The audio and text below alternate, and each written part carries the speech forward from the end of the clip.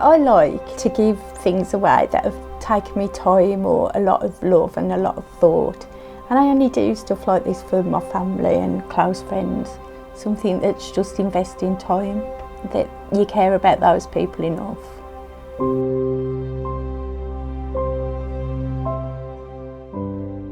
Make them smile. I did one for my dad of a girl and a boy, lovely colours. And my dad says every time he looks at it, he smiles because I've done it for him. With the MS, this hand isn't very good. Like clubs, I get finger trigger like depletion, it doesn't work very well. So this is my better hand. So this is a picture from my mum. It's a birthday in a couple of weeks. Mum, can you come down now, please? Well, not if you ask me like that, no. But I was just on my way out anyway. Okay. Goodbye now. Bye. That's so lovely, Will. I didn't have to feel like that.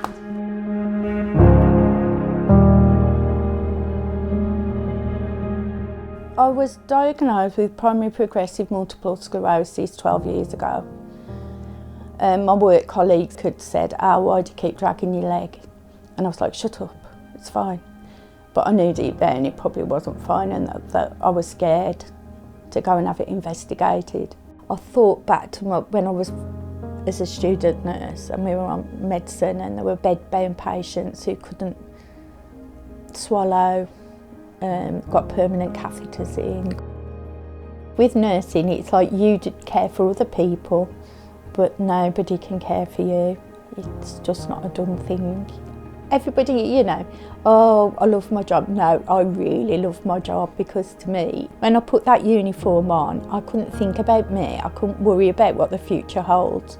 That didn't matter, because I hadn't got time to focus on me, or it was about helping others.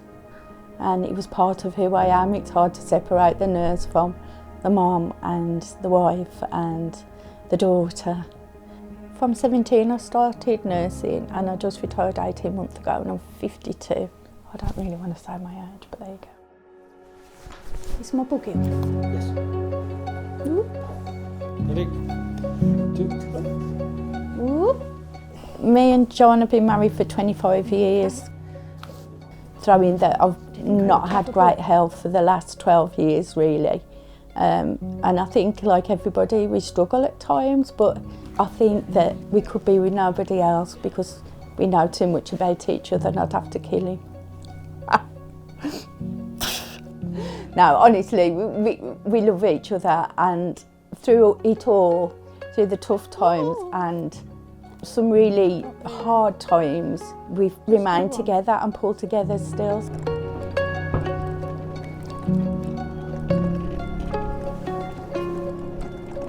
The ones. Okay, just as we go. Oh, it's bloody rainy. I really enjoy going to the local church group chatterbooks, where we sit with lots of women. There's about 15 of us, and we talk about books that we've enjoyed reading or that we think that other members of the group would like to read. Hello, May. How are you?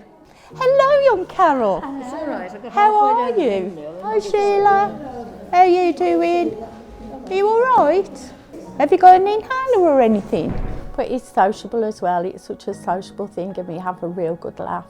Tea and cake and everything. It's about a lot of things other than just reading books. I love it. It's good fun. Where I've got my MS lesions, right at the bottom of my spine, so that's why it's all my pelvis that's affected, and of course you've got lots of nerve endings in there that help you with your bladder. Yeah.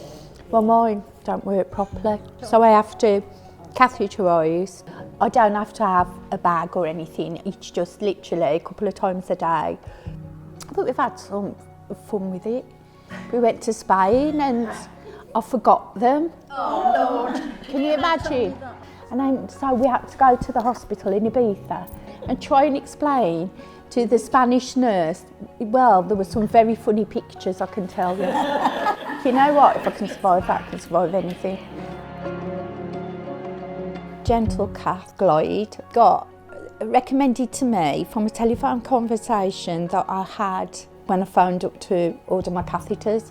I got speaking to them and I was saying how fed up I was and I'd had another infection, and is there any that haven't got this horrible sticky substance, because I find it's worse with this. And she explained to me a little bit about those particular catheters that seem to be a lot more friendly. Yeah, you can try it, let's try it, and they're so much better. I find they're so much better. I was having like UTIs every month, and sometimes not even getting rid of that infection. And then what would happen if I'd had an antibiotic? It would kill off all those bugs, but another one would, the growth would come up in another bacteria.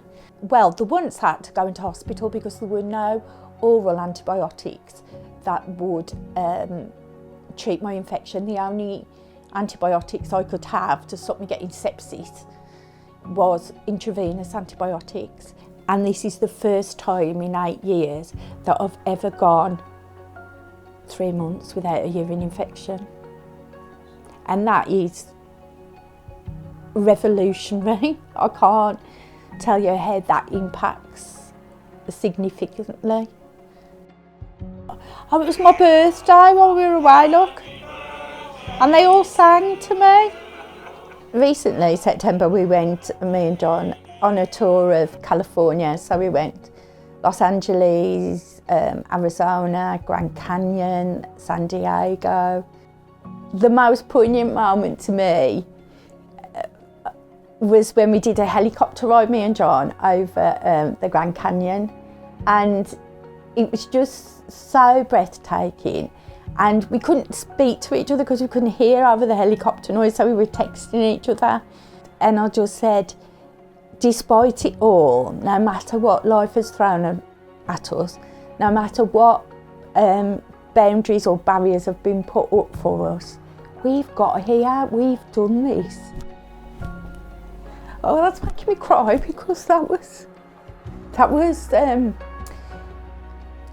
when we just held each other's hand and we just looked at each other, and to know that despite everything, just never give up.